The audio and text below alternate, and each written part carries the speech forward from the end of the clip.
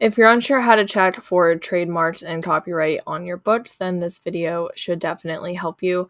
I don't claim to be an expert or anything like that, so please do your own research when it comes to trademarks and copyright because those are always changing as well. So let's get started. I use this resource here. You can just Google it and it should come right up. And I click on basic word mark search, and then this page pops up and you're able to search any words that you need to. So I changed this from live and dead to live. That's because live means that there's currently a trademark for this word. Dead means that there used to be one, but it's not currently active. I'm not 100% sure how it works, but I'm guessing you have to either renew it or some people might cancel theirs or something like that. But the only ones you have to worry about are the ones that are live. So that's why I changed it to that. I was trying to find some examples, and we're going to go with scrapbook paper. Actually, we're just going to go with scrapbook.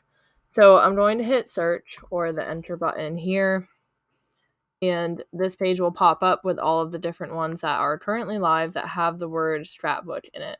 Now, if there are a lot of different search results, like hundreds and hundreds, then you may want to try to narrow it down to whatever your book is, or just find a way to make it less so that way you don't have so much to go through. But it'll say up here how many there are. So there's 24, and then it also says 1 to 24 here.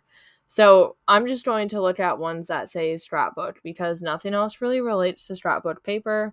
Unless the scrapbook I was making was related to that. So if I was going to make a financial scrapbook, like one with like money on it or something, then I would probably look that up if that's what I was going to name it. So let me click on this first scrapbook here, or the second one on the list, and it says this is for non-metal tiles for walls, floors, or ceilings. So this literally has nothing to do with scrapbook paper. So let's say I was just making like a lemon scrapbook paper. I was wondering if I could use the word scrapbook or scrapbook paper. Well, this has nothing to do with that, so it's perfectly fine to use. I wouldn't get a copyright strike on that. So let me click on the other one. It says for wine, alcoholic beverages. So this, again, has absolutely nothing to do with creating a lemon scrapbook paper. So you would have to go down the list for every single one that's related to the word or the title of the book that you're looking to create. So that is not going to affect me at all if I made a lemon scrapbook paper, which I did, and I actually have a full tutorial on making that. So I am all set to use the word scrapbook currently, at least. And obviously, if somebody notices something that I don't, please feel free to comment. Or if you use another resource, comment that as well. I would love to learn something new. There we go. But everything else isn't related, so this is okay. But you would have to do this for every single keyword or word that you're doing. So let's say we want to make something, I'll just use something that's copyrighted, for example. So let's look up Disney, which we all know that Disney is copyrighted. So, well, first of all, there's 629, and there are a ton of different things here. So this may not have been the best example. Let's just click Disney. It says entertainment services, production motion pictures, design plus letters and or numbers. So this cannot be used, of course. I could do something else that is copyrighted.